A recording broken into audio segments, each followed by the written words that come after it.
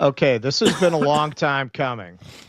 Mayor calls for ban on horse-drawn carriages after deaths of rider and lady.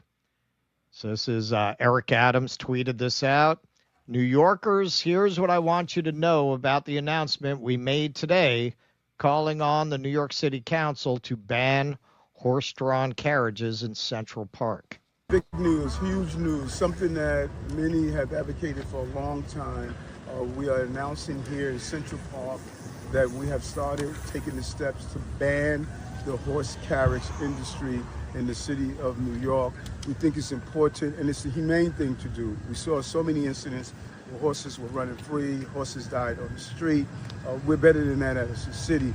But we want to be fair to the drivers and using several ways of incentivizing them moving away from the horse carriage industry. But today, we're starting the process with an executive order. The next step is the city council. They need a message of necessity, and they need to get this bill to the floor. They already have 20 sponsors, so there's no reason we can finally end the horse carriage industry in the city.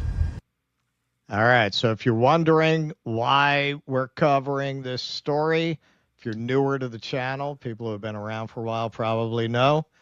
Well, that is yours truly back in my horse and carriage driving days.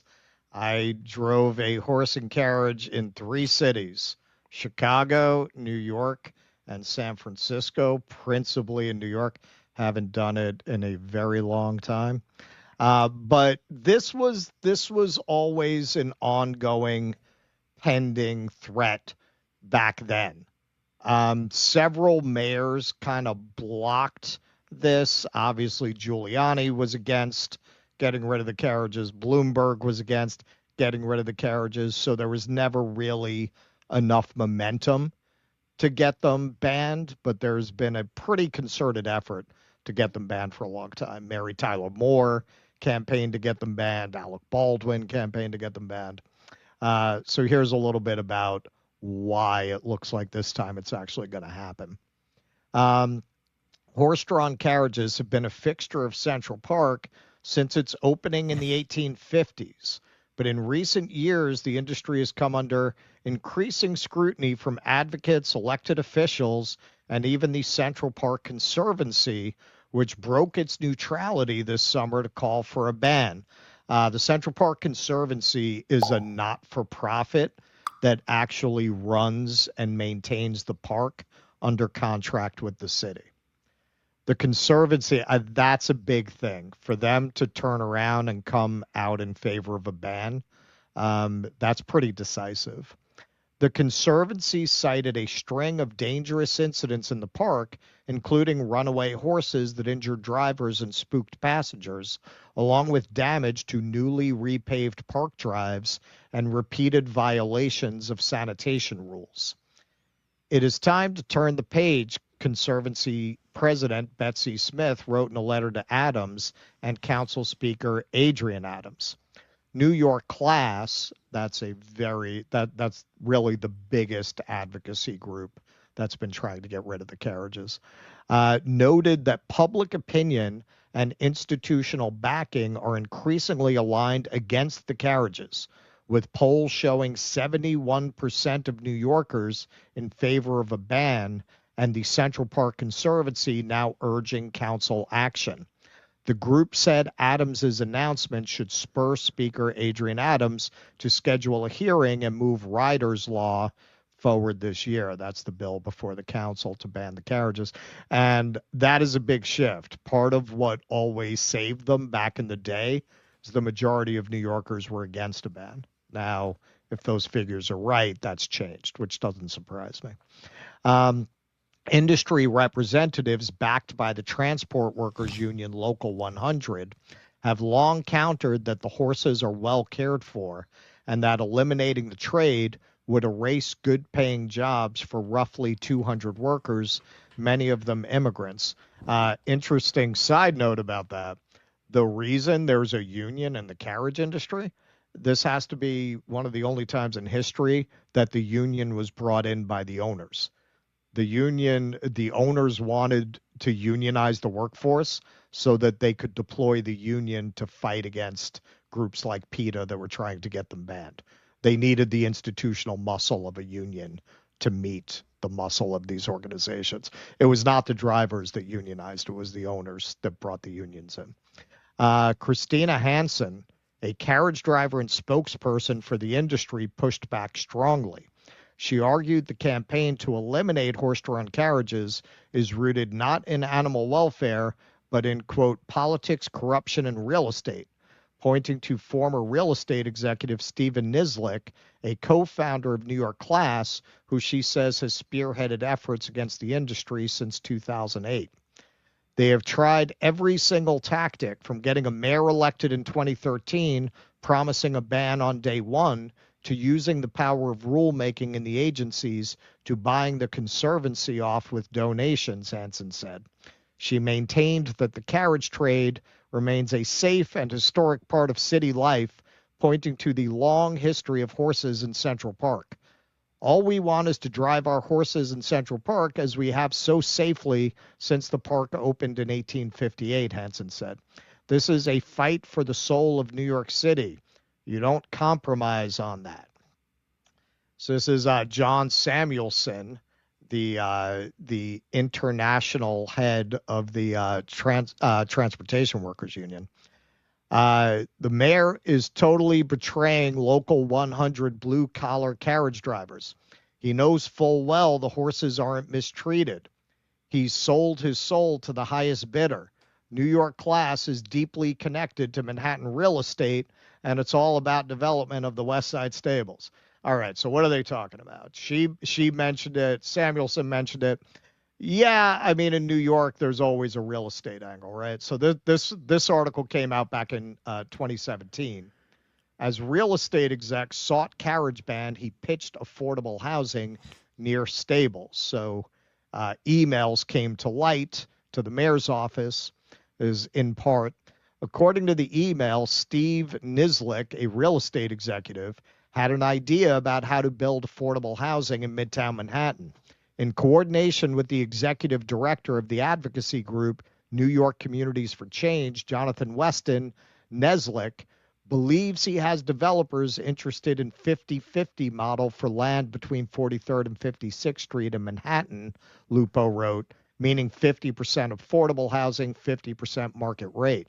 Clinton Park Stables, Manhattan's biggest stable, is on 52nd Street. There's also a stable on 48th Street. MBDB, or Mayor Bill de Blasio, it would seem, should ask Neslick to send any developer who has land and an interest in a rezoning with 50% affordable to de Blasio's economic development aid. So yeah, all of the carriages, all of the carriage stables sit on very, very valuable real estate, all very close to the Javits Center, which is the main convention center in New York. There's a stable on 37th Street run by, I guess I can say that publicly, it's a matter of public record, the Burns brothers, who's have inherited the business from their father. 38th Street is what we used to call the Italian stable. That's mostly Italian drivers and owners. You got Chateau Stables. That's the one Tom O'Neill, who wrote Chaos, worked out of. That was how we got him on Jimmy's show, because I appealed to him at one carriage driver to another. And 52nd Street, that's on the same block the Daily Show studio was on.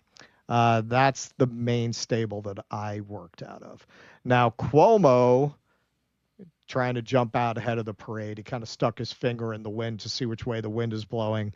Now he's issued a statement that he's in favor of the ban. This is what I'm saying. It's going to get banned. There's too much momentum against it now.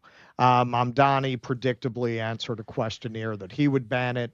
De Blasio, who ran on banning it, but then never did, I think because of pressures from labor, from the union.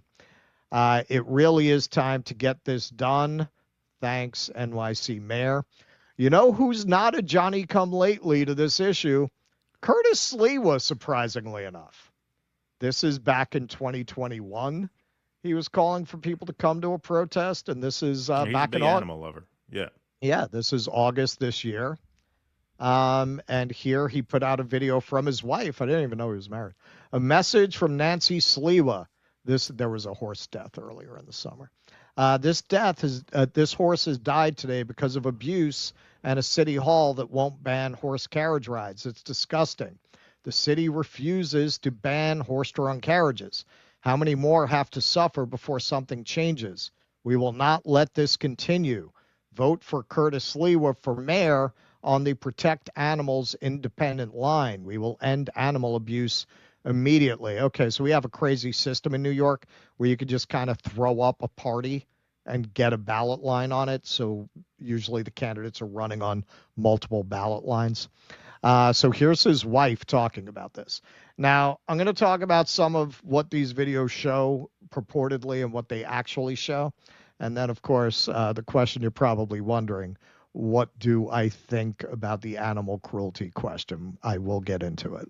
We're here and we're monitoring yet another disastrous animal welfare issue going on in New York City with the horse carriage drivers, with these beautiful creatures who are now suffering every single day because the city council will not act to make sure that we're protecting them. So a horse named Lady has just, it sounds like it might have passed away, 51st Street, 11th Avenue. We have third world countries that have these types of industries that continue to go on without having to abuse animals, these beautiful creatures. When this horse goes home right now, its home is a parking garage, okay? No air. As you can see, look how sickly and tiny this horse looks. Oh my God, look how ridiculous this is. All right, so I'm just going to point this out right now, and this was something that I used to hear a lot when I drove a carriage. In New York City, most people don't have experience with horses, and most of the people who are activists in this space don't have experience with horses. A lot of times they'll mistake a breed of horse that's not built like a draft horse, like a smaller horse, as if the horse is starving. The horse she just pointed out was a standard bred or a quarter horse. It's not like a Percheron or a Belgian. Those are like the big horses that look more like Clydesdales. Those horses were like a kind of intermediate racehorse before they got to like thoroughbreds and really fast horses. So they kind of have strength enough to do the job, but they're faster than a draft horse would be. Now, me personally, I never liked really driving those horses because they tend to be jumpier, but she's wrong. Like, it's not small because it's starving. It's a different breed. Yeah, so again, another like disastrous, horrific instance of animals being abused in New York City with no recourse. It's time to end this industry and time to start protecting these animals who have no voices, where we can help them have a voice. Okay, so here's something. Now, this is part of why I think there's been so much momentum against the business to the point that now I don't think it's going to survive this time. This has been going on for 30 years. They've been probably longer that they've been trying to ban the carriages. So social media has not been good for this business because in the end, I mean, livestock, sometimes they're going to get sick. Things are going to happen. You got, a couple of hundred horses. Once in a while, you're going to get a horse get sick on the street, and it doesn't look good. So I'm going to show you this. And, if you don't know anything about horses, this is going to look like one thing, but it's actually another. So, there he goes.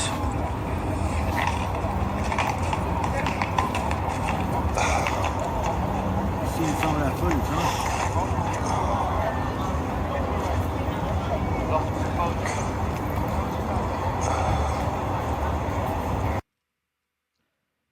All right. So what's happening with that horse almost certainly is that the horse is colicking. This happens sometimes. Now, you could say that's a result of the unnatural diet that domesticated horses have, where they're eating all of this grain and hay. Sometimes it impacts in their stomachs and they can't pass it. And then they'll collapse. Now, because horses have such heavy organs, if you don't get the horse up, the horse could die. So when you see them trying to get the horse up, it's not because they're trying to make the horse work. It's because they're trying to keep the horse from dying. I had that happen to me once. It's really terrifying. You have to keep the horse walking or the horse is going to die. And usually you'll feed it like castor oil or something that'll until you can get it to a vet. There's an injection they can give the horse to clear it. Sometimes they actually have to put their hands up the horse's ass to clear that. There's something that happens to domesticated horses. It's not particular to carriages. Now this is something that certainly happened to me. This was pretty recent, an out of control horse. I think this happened a couple of months ago.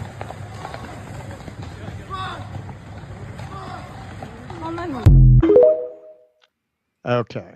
All right. So, back in the day, things like this happened and they were rare.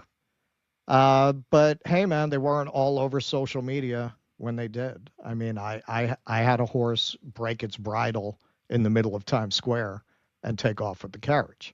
But everyone didn't have a phone recording it, or that shit definitely would have been on social media back in those days. So, is this animal cruelty? I'll say this: like, if you believe that animals should not labor, like animals should not work, I think that's what really decides that. The idea that you've got all of these carriage owners starving their horses, like, why would you do that? That's your livelihood. Like, even just on a mercenary basis, I did not see people who were not properly feeding their horse. There's a routine. They go back to the stall. There's stablemen. There's hay, and you're going to bring out a bucket of oats every time you take out the horse. In terms of the overall day-to-day labor, a carriage horse in doing this works a lot less than a horse on a farm. And this is part of where I say, like, a lot of people who are in that activist space, they don't really know anything about farms, because very often they'll say, well, it should be on a farm. What do you think a horse does on a working farm? Like, what do you think a horse does on an Amish farm? They're pulling a plow for 12 hours a day. Usually these carriage horses, they're working maybe 2 hours. Most of the time they're standing around eating, like they're really not worked to the point of exhaustion. It's very strictly regulated in terms of what kind of weather you're allowed to bring the horse out in. And the idea that they go into a stall, well, what do you think they go into on a farm? Like, you think they just run around? I mean, like pet horses do. But if it's a working horse, they go into a stall. However, is it dangerous? Look, I always said about it, I am surprised there are not a lot more accidents than there are. I used to say before I got this gray, every gray hair I got was from driving a horse, man. I was in situations that were absolutely terrifying with the horse and carriage. I had a horse take off once down the street where I could not stop it anyway, but to direct it towards the sidewalk and hope it stopped, and finally it did.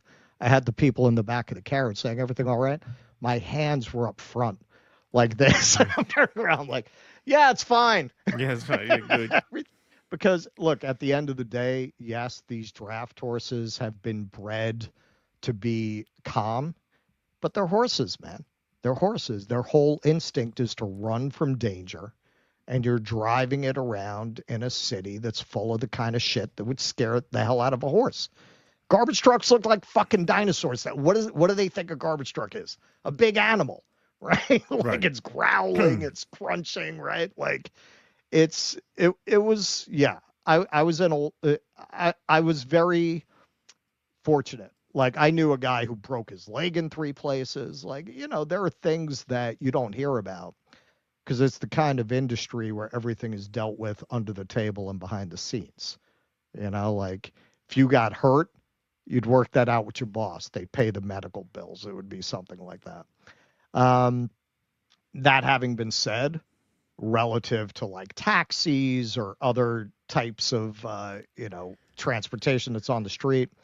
They don't have a disproportionate number of accidents, which again, I think is a fucking miracle. Um, I don't think it's animal cruelty by definition.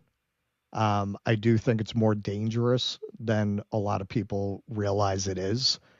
And at the end of the day, it was inevitable that once people had these phones where they were going to show these kinds of things on social media, where, as I point out, a lot of what you're seeing, people don't even understand like what they're seeing. But you're not going to explain to them, oh no, that's colic. What they see is a horse falling down on a street. The industry for a very long time has been hanging on a knife's edge. It was inevitable. It was not going to survive that kind of publicity. Yeah, there's fewer and fewer horses I noticed, around the park. You don't see them as much as you used to, and it's great numbers. My father-in-law has a farm on his house, and they get horses every once in a while, and they got horses. They had a horse. He was a beautiful horse, big, strong horse. I mean, this was like an Amish workhorse. I mean, this horse was gigantic. Right. And Yeah. gorgeous. But he was a lazy bastard. That's why my father-in-law ended up with him. The Amish said that he won't work. He doesn't want to work. He just wants to sit around and eat for free. He was actually Zoran Mamdani's horse. Yeah. And so they say he doesn't want to work. He just wants to get things. And so they shipped him off to my father-in-law's. My father-in-law had him for a while, and then he gave him somewhere else because it was a huge, massive. I mean, built like a fucking bull. This one. So it's all about the context, I guess. It's all about the context because that's why this horse got the boot because he wouldn't work. So they still do work horses out there. They don't work them as much as they used to with the technology, but they still do work them on the farms. Yeah. Well, I mean, yeah, the Amish do. And frankly, very often we would get them from the Amish, and not always. Not always. That's who else breaks a horse to a carriage? The Amish. So Right. most of the horses are supplied by the Amish. Right. Sometimes they be what you call head shy, where, Yeah. if you lift your hand up and they rear back, it means people have been hitting them in the face. So, like, they're not, like, there's this very idealized image of what a horse's life is like on a working farm. Right. And it's not like that. That's why I say, look, man, these horses are pretty pampered as work horses go. If you think that this is animal cruelty, then you have to extend that to working animals generally. Yeah, I mean, I'm an animal lover. I love horses, and obviously, I would be against any kind of animal cruelty. In my experience, looking at the Central Park horses, they mostly just hang out and get fed shit and take pictures Exactly. with people. Exactly. Like, most of the job is just like hanging around taking selfies. Yeah, Well, it's anthropomorphizing like they're Disney horses. right. Like the horse, oh, I wish I were on the farm. It's not like that, man. Right. The horse basically, you take the horse to the park. The horse wants its oats. You give it its oats. It's like a pacifier, and it'll chill for a little while. You do a couple rides. They know what time it is. As it starts to get late, they're going to start to get ornery because they want to go back to the barn and eat their hay. You Right. take them back to the barn. They run up to their stall. They eat their hay. Done. That's their life. Yeah, exactly. Please clap.